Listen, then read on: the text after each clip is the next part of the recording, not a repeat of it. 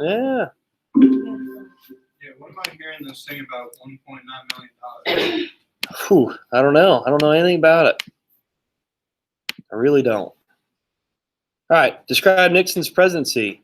Detail his accomplishments and his downfall while in office. There we go.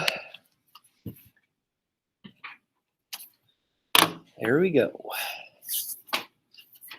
We have enough people we could do like a tournament. We'd have to make the games like 3-minute quarters. Yeah. What year are the rosters at? Updated. It's a current day. So Trevor Lawrence isn't on it anymore. It's that Umanoleo guy. Whatever. I don't know how to pronounce his name. I'll be Alabama. What? Yeah.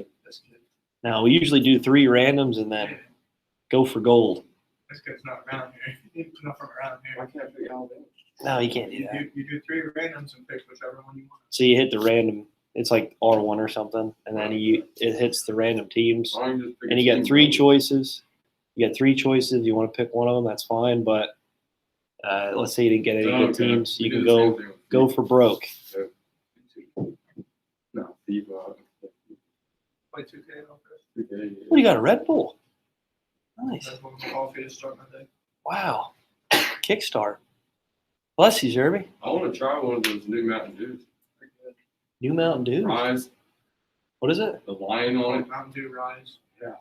What flavor is it, or no? It's like Yeah, there's like orange, 6 to 8 different flavors. There's orange. There's like a blackberry. Is it blackberry? all sorts of different. I feel like Baja Blast is just You know that movie, right? what? I'm all jacked up in that movie. Yeah. How do you know? My life's bad.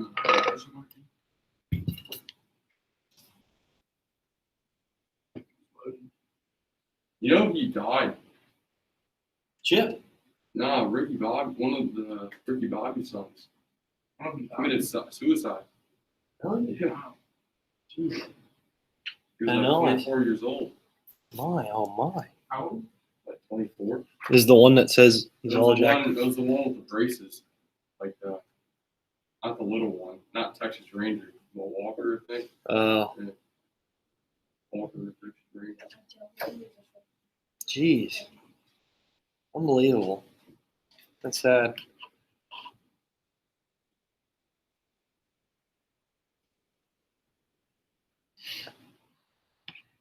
Mr. Bowman. What's up? So, what I learned was that actually Kennedy, his father was a gangster, and I think that's probably why he got shot, because his father Really? was a gangster. Really? Yeah, and did you ever hear about how Marilyn Monroe, she was fooling around with the Kennedys? Yeah. And I think she knew something, that's why they killed her, because their father was a gangster. How'd she die? Overdose, right? So, No, I heard that she was shot. Or Really? She was killed, yeah. oh. Yeah, she was killed in her bed. Yeah. I thought she OD'd. That's like the. Me too, you should. Oh wow. I will. Maybe it's all tied together. Who knows?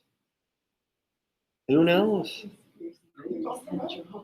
Yeah, these conspiracy theories. I think we should have just spent the year talking about Just conspiracy theories. So We this should could. next year, What's you that? just adopt a class and just call it the conspiracy theory class, and it counts for like a half a credit. Oh, I don't know. That should be a thing. Be kind of it would be interesting, wouldn't it? Talk about events to see like the other ideas of it and everything. I think you should do it. I don't know. It's too late now to maybe create something for next year. But Yeah, just make it for next year. Be like, if it's only allowed for upper class.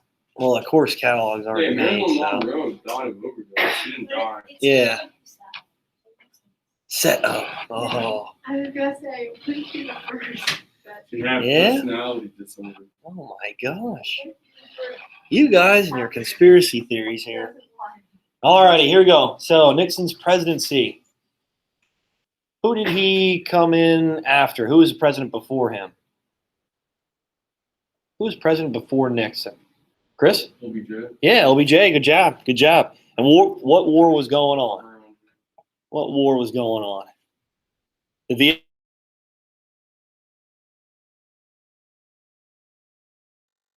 containment, right? Trying to contain communism in Southeast Asia. And there were a lot of different things going on that caused issues for the United States. And what was the My Lai massacre? What was that? What was that? The My Lai massacre. What are your vocab terms? We talked about it Friday. Melissa? Wasn't it basically like war crimes where American soldiers just like killed random people? Yeah, good job. Because of the Viet Cong, right? The Viet Cong was interweaving amongst the South Vietnamese populations, and it was really hard to decipher who was a friend, who was an enemy, who was a part of the Viet Cong, who was just a South Vietnamese citizen.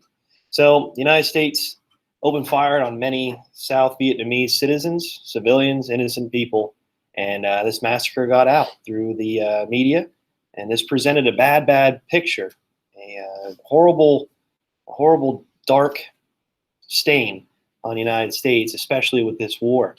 And it really questioned people's idea of the military at that time, especially with the United States' involvement in the Vietnam War.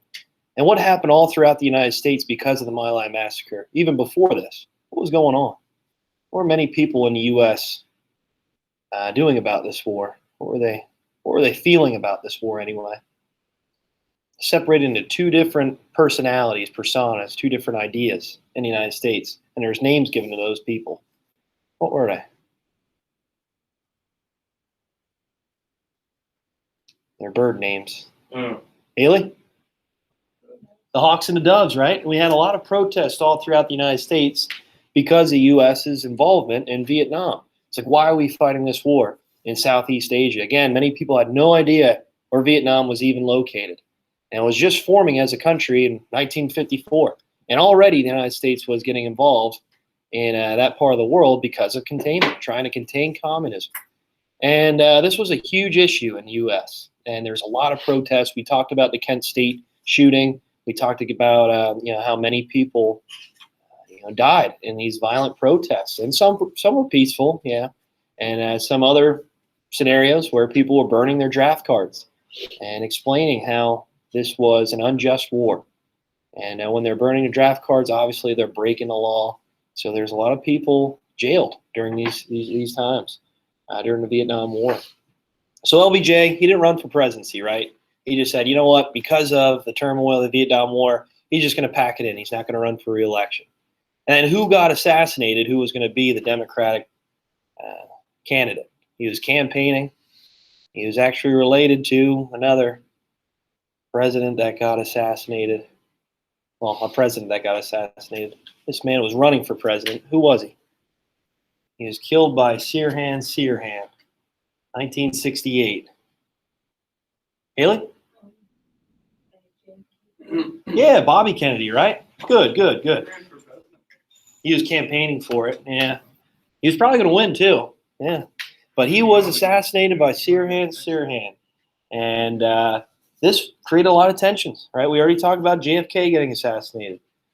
We talked about Malcolm X getting assassinated, Martin Luther King Jr. getting assassinated. Now, Bobby Kennedy getting assassinated. The 60s was just an unreal time, an unbelievable time. And with that being said, it just showed that many people, even the president, even people running for president, they could be targeted in this new, intense society at the time in the United States. All right, good. So Nixon coming in towards the end of the Vietnam War. What was his policy? What was that called?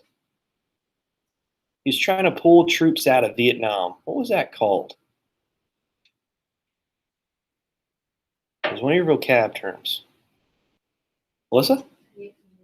Good job, Vietnamization. Good. So his idea, his running platform was to try to pull troops, soldiers out of Vietnam because everybody was protesting about it. No one wanted to be a part of this war anymore. And what did he do? He sent troops to the neighboring country, Cambodia. Oh my gosh. So everybody was a little frustrated with him. But eventually, he would pull all the troops out of Vietnam. Okay, that was his goal. That was his running platform, and a lot of people were happy with that. Right? Obviously, they didn't want this war to continue on. It's going to maybe end some tensions, some hostilities, in the United States because of the protests, right? So what do you think happened to Vietnam once the United States troops were pulled out? Who do you think won this war then? The North Vietnamese or the South Vietnamese? The North. Yep, good job. The North Vietnamese won. And eventually they just took over all of Vietnam and still today a communist country. Okay. Good, good, good. Where did Nixon send the troops again? Sent them to Cambodia for a little bit and then pulled them out. Yep. So then, because of, I guess you could say, the failure of the Vietnam War, what did Nixon decide to do next? Who did he try to reach an alliance or agreement with, an economic agreement with? Chris? China. Good job. Good job. And what was his goal with this economic agreement, this relationship? What did he want to do? What was that for? Trade? Number one, trade. Yeah. So we can establish business partners and relations with China, which still around today, right? And we help grow them as one of the strongest industrial powers in the world. Okay, good. What else? What else was his hidden plan, I guess you could say, for this economic relationship with China? Obviously, China's going to industrialize, they're going to advance and modernize with this relationship with the U.S. But what else? Yeah, what with Russia? Spy mode. Get the news. Try to drive a tie between their greatest ally, right? Their greatest partner, especially in Asia. And we all know with the Korean War, who backed North Korea? China. Who did we fear would get involved in the Vietnam War? China. So if we can maybe establish some sort of partnership with China, this might contain communism in an economic fashion, right? No longer do we have to just start and send troops over to fight these wars, these costly wars in Southeast Asia. We can mean a partnership with a country like China and grow our economy, establish business partners, and overall, we see the benefits. And this worked. This drove a spike between the Soviet Union and China's relationship, and many people argue and say that this was one of the biggest reasons why the Soviet Union would fall in 1991. And that was really coming towards the end of this Cold War. All right, so Nixon, what was his downfall? What did he do? Last thing here. Chris? Watergate. Yeah, Watergate. Good job. So the Watergate scandal, and what was that? Describe that to me real quick. Basically said like spy in the Democratic Party. Wiretapping into the conversations, the communication amongst the Democratic Party as he was running for re-election. And what happened? Well, they found out and they all called him crook. Called him a crook, yeah. And what did he do? Did he get impeached? He was about to, but then he kind of picked himself out before He resigned, right? Good. And he's the only president to resign from office. Only president resigned from office, probably because he was going to get impeached. And many people argue, like, why do you do that? Because you probably would have won this one, right? There was probably no doubt in everybody's mind that he was going to win this election. But hey, it is what it is. Okay, good. Nixon years. There we go. Done. When did the Soviet Union turn to Russia, though? 91. All right, terms for today. Again, there are quite a few, but this is it, right? We got this one and tomorrow, and that's it. And we're done. So we got Gerald Ford, Jimmy Carter. We'll just talk about them briefly today. Iranian hostage crisis, and that's moving right into Ronald Reagan's year, his presidency. Reaganomics and Mikhail Gorbachev. What do I want to say? If we play Black Ops 1 Zombies, I could tie in with history. Beat AFK and play the Pentagon. Oh, yeah. Call of Duty, I think Cold. Nixon's in there too, Yeah, I think he is. for educational purposes. Yeah. I see. See what you're saying.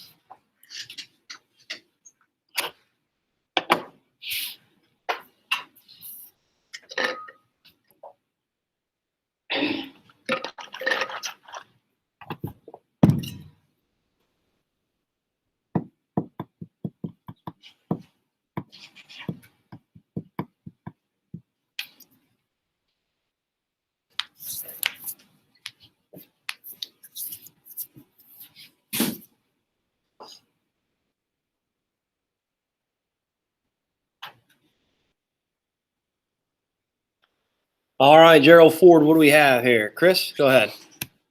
American politician who served as the 38th president of the United States from 1974 to 1977. All right, good job. So not a lot going on during his presidency. There was a gas shortage. The United States was going through a recession, and there's a lot of issues, economic issues, occurring during his time as presidency and during his time as president. And again, there's a lot of economic issues while he was president. Okay, he's coming in right after Nixon resigned. And many people, like I said, had no idea who this person even was. It's like, who is Gerald Ford? I don't even know. All right, Jimmy Carter. Jimmy Carter. Still alive today. Still alive. Go ahead. 39 president of the United States from 77 81. All right. And again, recession going on and the start of the Iranian hostage crisis towards the end of his presidency. And many people kind of lump these two together because there wasn't a lot of action going on. It was right at the end of the Vietnam War, and the United States was going through a recession because of being a part of that Vietnam War for so long and sending a lot of funding over to Southeast Asia. And the gas shortages, especially where there's lines and lines of people at gas pumps and stations. It's almost like what just happened, everybody down in Florida with the pipeline kind of getting hacked, and people filling up laundry baskets full of gas, right? Oh boy, Ziploc containers. You guys see that? Oh, yeah. You didn't see that on social media? People filling up like baskets and Ziploc containers up with gas? Really? Oh, There's a okay. few people that were like putting him on.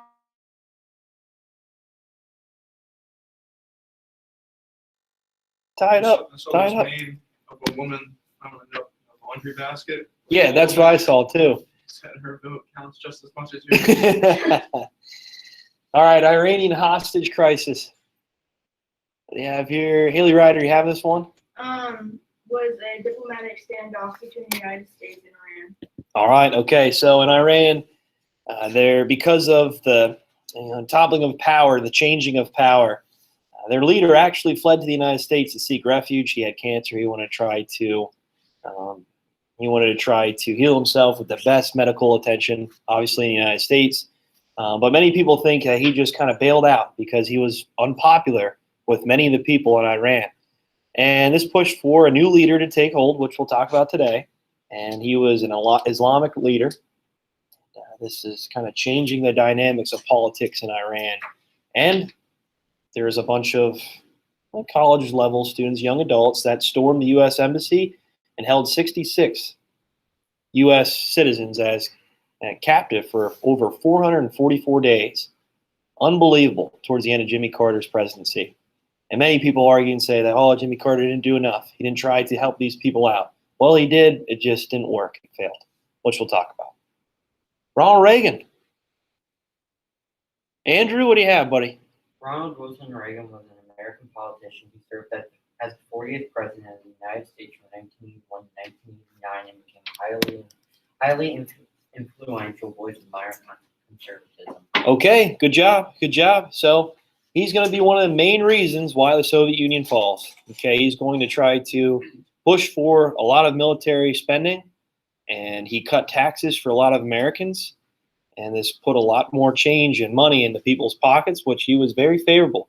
A lot of people loved Ronald Reagan because he was really helping out the middle class in the U.S.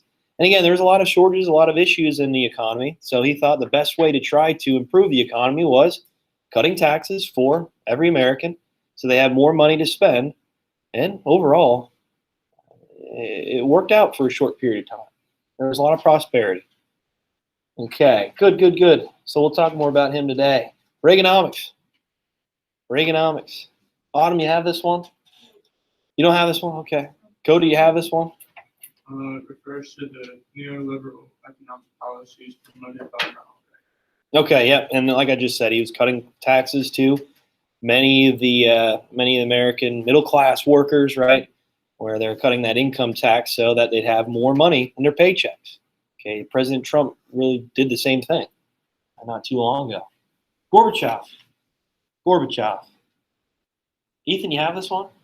Presidency and former Soviet politician was the 8th most leader of the Soviet Union. Okay, so Gorbachev, he would be the one that takes down the Berlin Wall, right? Ronald Reagan goes to Berlin, gives a speech just like JFK did, what we described, but this time, this was ending that Berlin Wall, taking it down.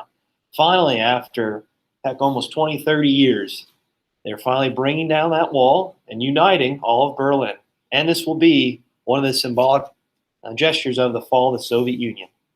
Okay, that things are finally coming around. The United States is going to try to establish themselves into more parts of Europe and help establish trading partners, democracy. And this is a symbolic leading to the end of the Soviet Union. All right, good, good, good. So moving on here today, like I said, talk about Ford, Carter, and Reagan today.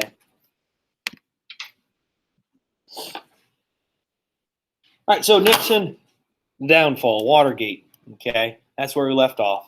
So Watergate, he was trying to wiretap into the Democratic Party, for obviously ideas to help with his debating points in his upcoming re-election. He won the re-election, and then it came out that he cheated, and oh my gosh, unbelievable. So he resigned as president. So that led to Gerald Ford coming in as president. And in all reality, there's not much to it. I mean, yeah, the United States economy was going through recession. They're going through some hard times because of the Vietnam War. And they had to try to spur back up some economic activity. And like I mentioned, there's a gas shortage, okay? So there's a lot of build-up tensions that many people did not support his time as president. Like I mentioned, not many people even knew who Gerald Ford was. As Nixon resigned, they're like, who is this guy? He only served for a short period of time, really just the remainder of Nixon's presidency. So he was kind of just sitting in office almost like I won't call it a lame duck because I don't know how Congress was, the dynamics of that, but he was just kind of sitting around waiting things out in a way, just like the figureheading. But a lot of people were upset with him because he pardoned Nixon. That was his first thing. He said, you know what? Nixon's not going to receive any jail time. He was trying to win this election, but he cheated. We all understand. And that's not something that the president of the United States should really do. But he pardoned him. He said no jail time for Nixon. So many people in America were kind of outraged by it. They didn't really think that that was the right thing to do. All right, so Jimmy Carter wins the election in 1976. And he was really trying to push for this new idea of renewable energy, okay? And that kind of led to some of the gas shortages in the United States. And at this time, guess who's picking up as one of the top automobile manufacturers in the world? Japan. Japan. Which, hey, they're a trading partner to us, right? A huge ally. But at the same time, after World War II, just 25, 30 years after World War II was even over, well, Japan's becoming one of the strongest industrial powers in the world. Luckily, they're, like I said, an ally of the United States. We help build them up to help create a strong ally in the Pacific. But at the same time, there goes our automobile manufacturers, right? Ford, GM, a lot of these different car manufacturers were getting hit hard in the 70s. And many people were transitioning to Toyota, Honda, Hyundai, you name it. You name it. Honda Civics, right? Cool car. Whoever drives one of those is cool. All right, so there we go. So Japan was dominating the car manufacturing, and this really hit the United States economy hard. Many people lost their jobs as these large corporations like Ford had to draw back a little bit, and in many cases shut down for periods of time. Flint, Michigan, oh man. Okay, so like I mentioned, Carter, he was trying to transition to a different style of environmental friendly. He's trying to look into renewable resources, and many people hate him for this, obviously, because they're really dependent. The United States is still dependent on using fossil fuels. Still a topic of debate today. The Green New Deal, maybe we should look to renewable energy, but at the same time, we're so dependent on these fossil fuels for everything, right? We are. When you try to transition sooner or later, okay, but at the same time, we obviously have vehicles that run off fuel and power plants that are run off fuel, so we're very, very dependent on this. And like I mentioned, a lot of people were upset with Carter because of these gas shortages and because the price of gas just skyrocketed. So what does that do for everything else? Skyrockets, right? So all the prices of everyday items and resources skyrocket, because if you don't have transportation, how are you getting goods to the stores? How are you getting people to other locations, transportation? Well, in many cases, if gas prices go up, so do everyday items, because it costs more to what? Transport it, right? It's pretty simple, pretty simple. All right, but actually Carter had some sort of help with relieving tensions in the Middle East.